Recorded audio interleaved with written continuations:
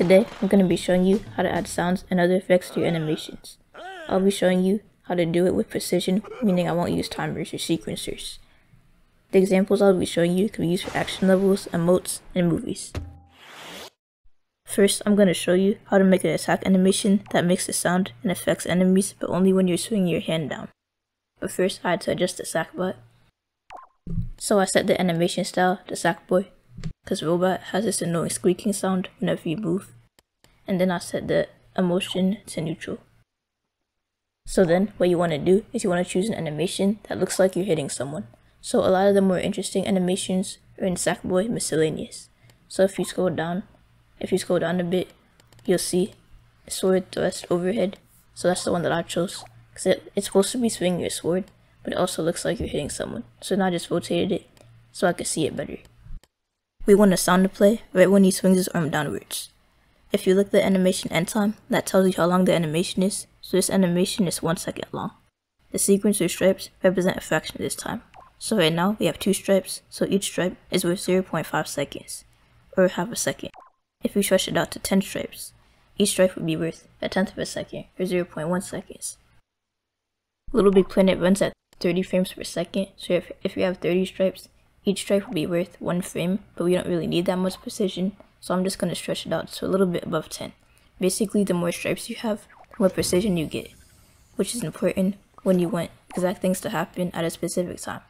Also, you want to slow it down to get even more precision, so you could tell when something's happening. So we pause it right here, because that's when he's swinging his arm downwards. And then we want to place the sound. So I paused it a bit late, so I'm just going to place it before the stripe. So I want a swish sound to play when he swings his arm downwards. If I was using a sword, I would do the blade, but since I'm not, I'm just going to do swish. Alright, so then I'm going to speed it up back to 100 so y'all can see how it plays. So right now, it should make the sound when it swings. And you'll see that it does. Now, we want it so the attack will actually deal damage to enemies. So this dude right here, this randomized costume, we're going to place a tag sensor on him and a tag on the animation sequencer. Alright, so the tag is going to represent how long he deals damage. So we're going to stretch it out for as long as his arm is swinging downwards. And to see that clearly, we're going to slow it down to 10%. So, right when his arm stops swinging is when he should stop dealing damage. So we're going to pause it right here, or actually right here. So then we're going to stretch out the tag to be that long. So the tag represents him dealing damage. We're going to label it attack, and I recommend labeling it so you don't get confused later on if you have other tags in your level. And then you want to place a tag sensor on this dude, so just lower it to something like 18, so it only detects the attack when you're actually near him. So you could use a destroyer or a kill tweaker for the death, but I want to show you how the kill tweaker works. So I'm going to use that. So the way it works is kill owner means when it's placed on a Sackbot, it kills the Sackbot, and then if it's placed on a broadcast chip, it kills the Sackbots that have the broadcast chip on them. And then kill everyone means it will kill everyone in the level. Kill activating player, in this case it means the player swinging the sword will be killed. So we want to make sure it's set to kill owner, so it kills the Sackbot. You could choose whatever effect you want. I'm just going to choose spike. Alright, so now we're going to test this. So we want to speed the animation back up to 100%. And then we're going to make it so the player is the one swinging the sword. The Sackbot was just there for testing so we could clearly see the animation. But now we want to place the animation on a broadcast chip. And we want to map it to the L1 button. So just copy and paste it from the Sackbot. And then get out a control nader. The control nader is not going to be visible in play mode. It's just there so we can detect which button is being pressed. So you just want to set it to receiver and controlled by nearest player. And then you just want to connect the L1 button to the animation tweaker. I almost forgot to mention, you want to set the broadcast chip to infinite range, 16 layers, so it can be used anywhere in your level. And then you want to set it to all in range, so it can be used by anyone in your level. So you'll test it, and you'll see that it works, but you have to hold the L1 button. So I'm going to set it to start playing forwards, so I could just tap it. Alright, so now we can test it. And it works except your arm is swinging over and over again. So we have to set loop to off. So now I could press L1 and it only swings once or when I'm tapping it. So try it on an enemy and you'll see that it kills the enemy. So the cool thing about this is it's realistic, meaning like it only kills the enemy when you swing your hand downwards, like that. Alright, so now I'm gonna show you how to make an actual death animation for the enemy. I have my tag sensor and a microchip, because the Sackboy thing in the middle takes up a lot of space for me when I'm trying to organize my logic. So I'm gonna use the death animation, the instant gas death animation. It's in Sackboy core, so instant gas death. I'm gonna make it so that when his head hits the floor, a skull icon appears above his head, so the player knows that he's dead. So in order to do this, we'll need some more precision.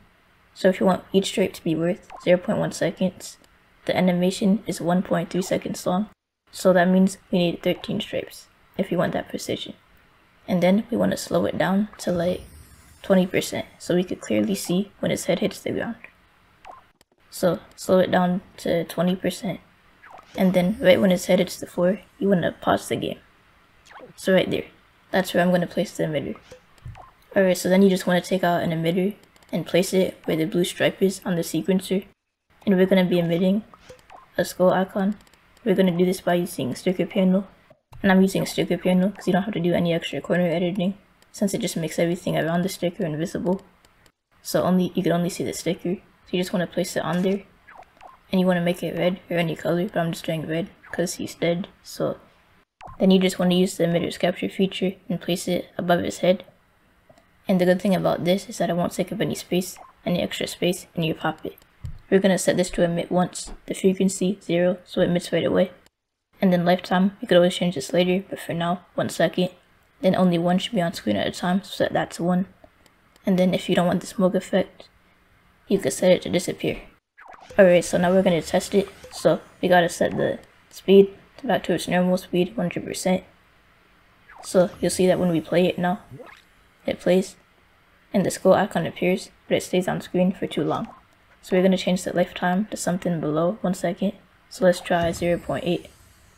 That's a little bit better, but it still appears for a bit too long. So 0.6 should be good.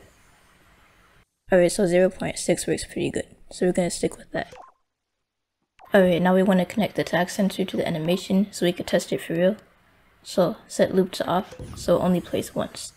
So now when I swing my arm, you'll see that he barely flinches. It's not because he's tough or whatever, it's because we didn't have it set to start playing forwards. So let's try that. Start playing forwards. So you'll see now, when I swing my arm, he dies, but then he comes back to life. So what we're going to do instead is we're going to use a permanent switch. We're going to set this back to start-stop. A permanent switch is basically a counter set to 1. It's also called a one-shot switch depending on the context. But this time we're going to call it a permanent switch since we want it to stay dead forever, so permanently. So connect the tag sensor to the counter set to 1, then connect that to the animation tweaker, and you'll see now it works. He's dead and he stays dead. Alright, so now we're going to add something extra. We're going to make it so when he dies, he fades out of existence.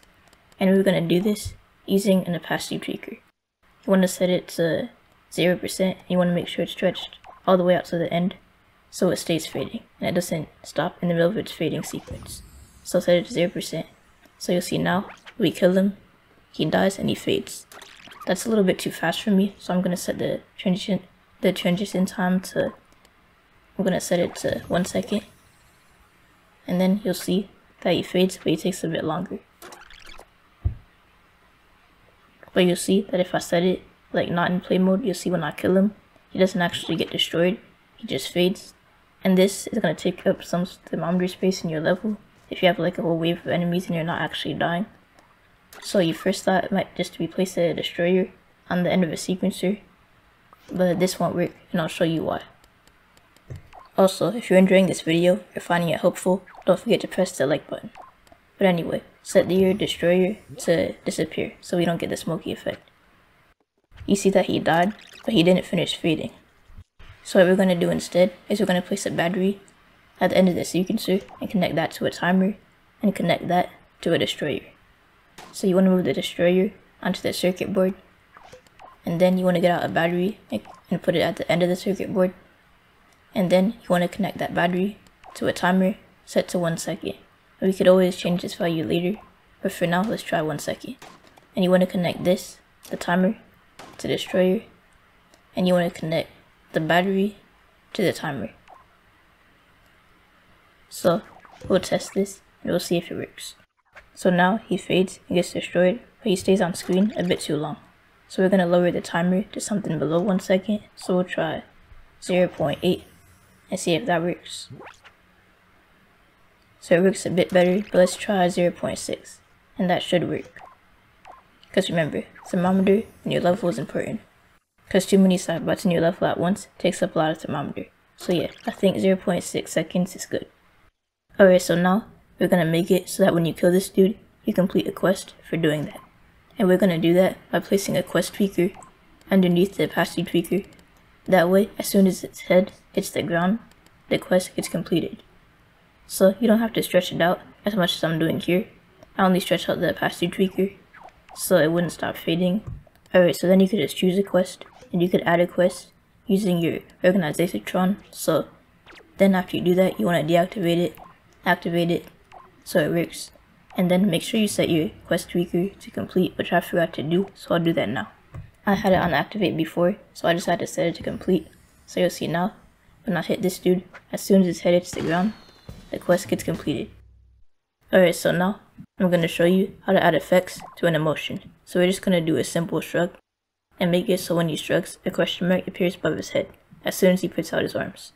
So if you go to Sackboy miscellaneous, you want to choose idle shrug. And the first thing you do after choosing idle shrug is to note how long it is. So it's 1.17 seconds, which is about 1.2, which means we have to stretch it out to 12 stripes in order for each stripe to be worth 0.1 seconds. But I'm going to stretch it out a little bit more to get extra precision. So to get even more precision, what you want to do is you want to slow it down to 20%. That way you can see exactly when his hands go out. So we're going to pause it right there when his hands go out. So right here. And then we're going to place an emitter there, because we're going to be emitting the question mark. You can make one out of a stick or a material. I'm just going to make one out of a material real quick.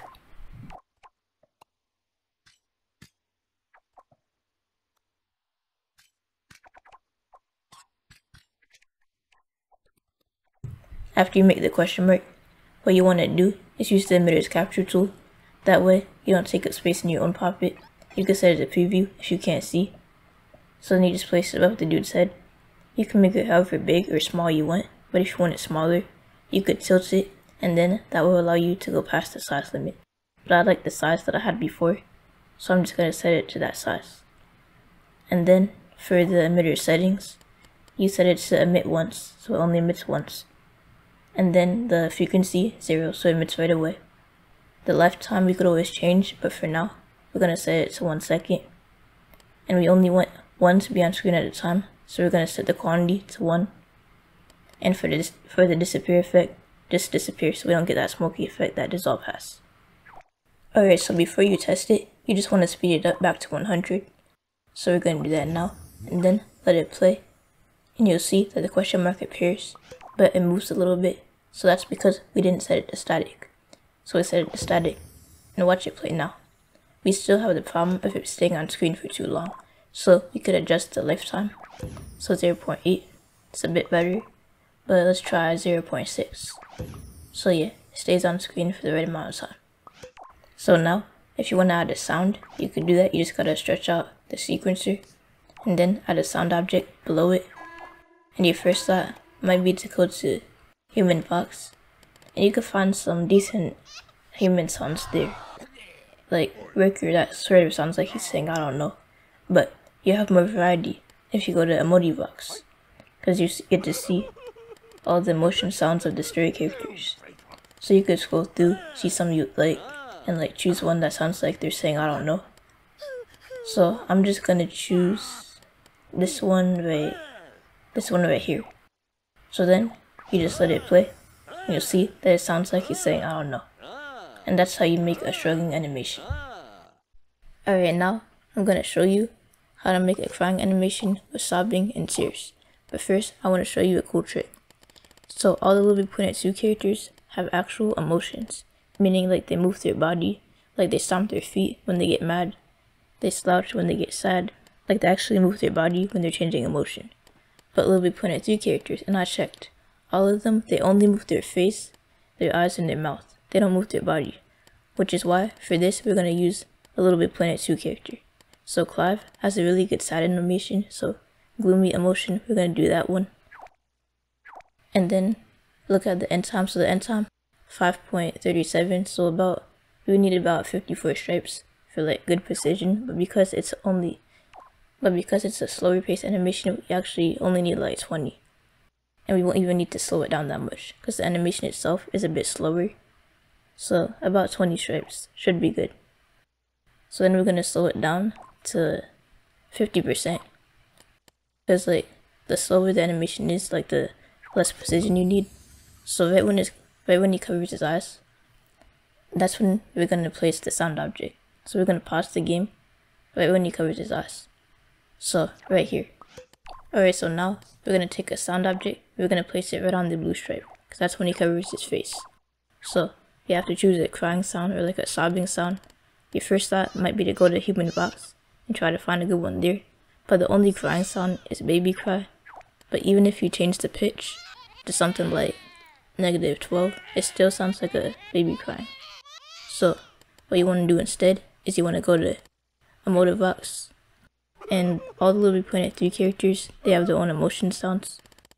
So you can scroll through these and find which one you like, but I'm just going to do Newton cry. So that's going to be the sound that he makes when he covers his eyes. So when we speed this up, we could test it, see if it plays at the right time. So watch and listen. So you see that he starts crying as soon as he covers his eyes. So now, we're going to add tears. We're going to make it look like he's crying by having a raindrop rotate on a circle. So we're going to make this circle out of sticker panel. The sticker panel makes everything except for the sticker invisible. So we want to place a blue raindrop or anything that's teardrop shaped onto the sticker panel. And you'll see that it's going to rotate. It's going to rotate like this. But the problem is that there's a sticker limit. But in order to get around the sticker limit, so we can make the tear smaller, you just gotta change the size, make the material bigger, and make the sticker smaller. So when you do this, make sure that the sticker aligns with one of the circle's 20 sides, and yes, circles have sides and LBP Planet. So then when you place it, you'll see that the teardrop is smaller. And when you have multiple teardrops, it's gonna look like he's crying. So to make it rotate, we're gonna have to place something behind it. So I'm just gonna place another sticker panel behind it to make it look like he's crying. So invisible sticker panel, you make it invisible by lowering the opacity to 0%. And then we want to place a motorboat. So also make this static so it can't move. So only the teardrop moves. So the motorboat, when you place it, you'll notice that it snaps to the center. So like you don't have to guess, like when you're near the center, it will just automatically snap. So you want to increase the speed to like 300, and then you'll see that it looks like he's crying if we destroy it at the right time. So you want to make it invisible and make it so you can't hear it either. Alright, so now we have to save the object at this position, and the reason why we can't use the emitters capture function is because it will mess up the rotation when we try to copy and paste it. So we're just going to use the one inner pop-it. So now we're going to place an emitter, and the length of the emitter is going to stop as soon as the dude stops crying. So as soon as he uncovers his eyes from his face, that's how long it's going to be. So after you place it, I'm just going to slow it down so I can see what that's going to be. So slow it down like 20%. So right there, as soon as he uncovers his eyes, that's when he should stop crying. So like right there, maybe before there, that's when the tear should stop. Alright, so now we're just going to choose the object that we just saved to our pop-it, and we're going to place it in front of this dude's face. So when you do this, you want to make sure that it's in front of his face and that it's in front of his eye, so like right on his eye. You also want to make sure that the center of the circle is like right on the floor. So like notice that like the circle looks like it's cut in half. So the lifetime, the frequency should be like 0.1 so the tears aren't on top of each other. And then lifetime for now, 1 second. And then let's see 10 on screen maybe. And then we don't want that smoke effect, so disappear. So now we're gonna see how that looks. So once we speed it up, we can test it and take it out of front view mode. You'll see that when he starts sobbing, he also starts crying.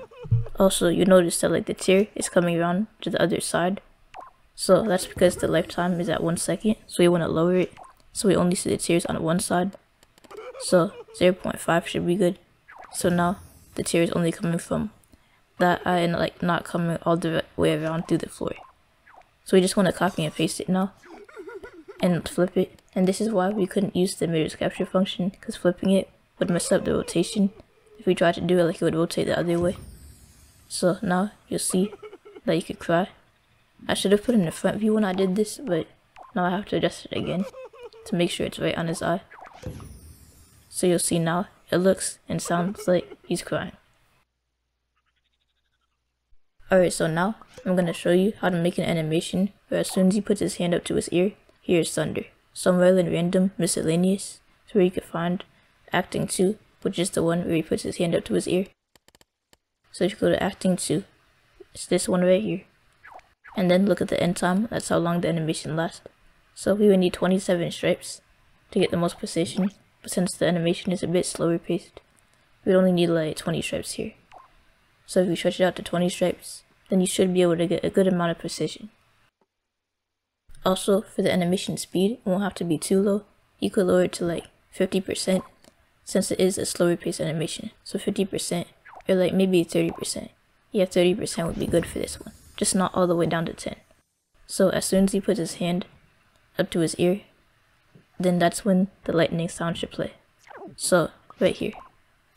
So then we're going to place the sound object right on the blue stripe, so that's when he raises his hand to his ear. So if you go to Earth, Wind, and Fire, then you can find a few good lightning sounds, like this one.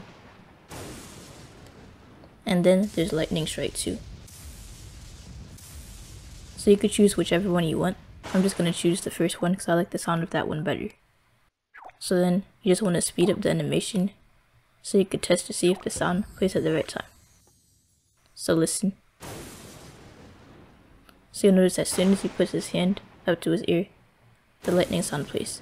So now we're going to make it so it's actual lightning that you can see in the sky. And we're just going to do this by making the sky change color, so like make the sky get brighter. And we're going to do this by using the global tweaker. So just place it right below the sound. I know this isn't realistic since light travels faster than sound, but for this purpose we're just going to do sky blue, then color correction, and then change the color correction by a few notches using your left stick, not your D-pad. You notice that it changes color, but it changes really slowly, and that's because of the transition time. So the transition time, it only appears when it's not on the sequencer. Even if you change it and then place it on the sequencer, it still changes really slowly. So the way to get around this is by using a battery, and by placing the battery on the sequencer and just connecting it to the global tweaker. That should work. So that's what we're gonna do. So place the battery right below the sound object and then connect it to the global tweaker. So now you'll see that once I change it, I'm just gonna lower it to like 0.2 since that looks more realistic to me. So now it changes quickly. I think it would look better if the sky was brighter, so I'm just gonna change that real quick, and then we're gonna make it so it resets to the blue sky after he puts his hand down. So we're gonna copy and paste it. But first, we need to slow it down. We need to slow down the animation so we know when exactly he puts his hand down. So we're going to pause it right there. So, right here, we're going to copy and paste the battery. And we're going to copy and paste the global tweaker as well. So the second global tweaker, it's just going to be straight sky blue, no color correction. Alright, so then you just want to connect the battery to the second global tweaker. So you'll see once I play it, well, once I speed it up, then we could test it. So speed it up back to 100. And you'll see now that the lightning plays, but then it reverts back to blue when he puts his hand down. Now I'm going to show you how to make an animation where he flies into the window, smacks his face against the glass, and slides down. So first we have to make it so you can place it in the ear without it falling. Because right now, if you place it behind the glass, it will just fall. Because you know, gravity. We don't want that to happen, so we're going to use an anti-gravity tweaker. We're not going to set it to 100 because we still want it to be able to move, so we're going to set it to 40.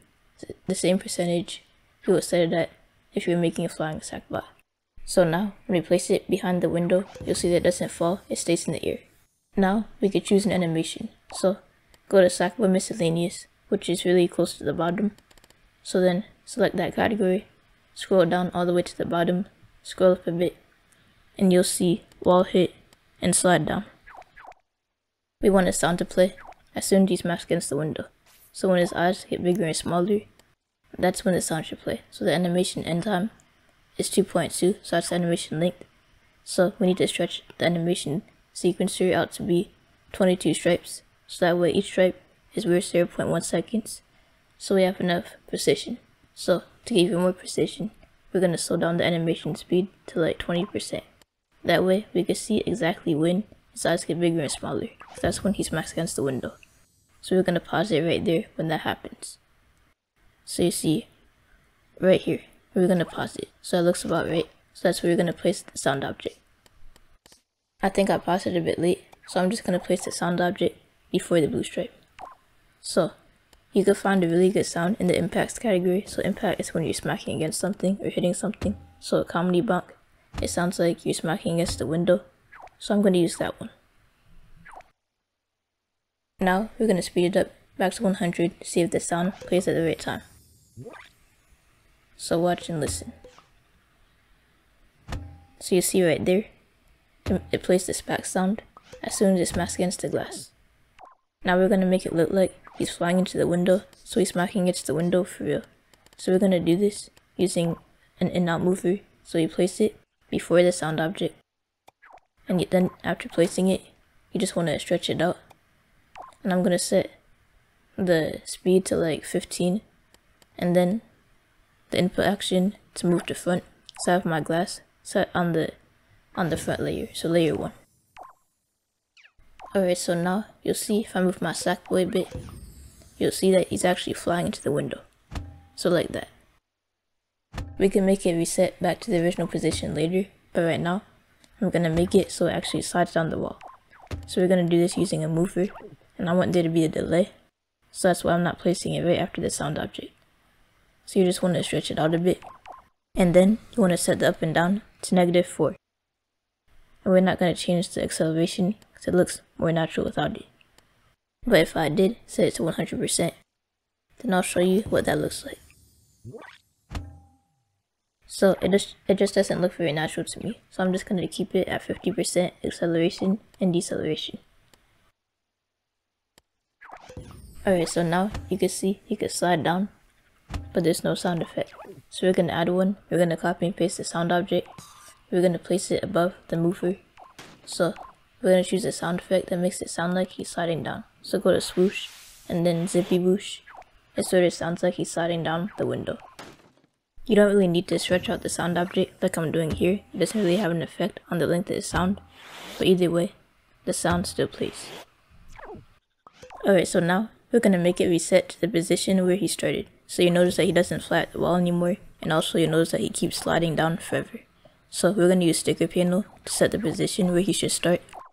And we're going to make the sticker panel invisible so you can't see it. When you place the sticker panel, make sure it's a few layers back. So I have my window set at layer 1, so my sticker panel is going to be on like layer 3 or 4. So now I just place the tag on it, and I label it so I don't get confused later on in my level if I made this into a level. I'm just going to call it behind glass. So it resets to the position called behind glass. So then you just want to place a follower on the sequencer near the end of the animation. So the follower, that's going to be set to 100, so it goes back to that position as quick as possible. And then the in-out speed, since we're moving in and out from like layer 3 to 1, we need that to be set as well. And then infinite, so you don't have to worry about making it big enough, and then 16 layers, since we are going to be changing layers here. So then you just have to change it to tag, so it detects the tag. So I had it set at green tag behind glass. So now we'll see how that works.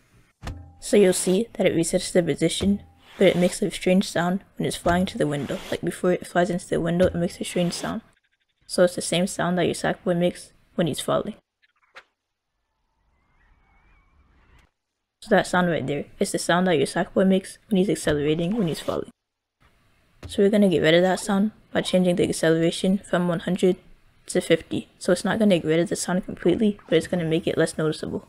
And that's how you make a smacking into window animation.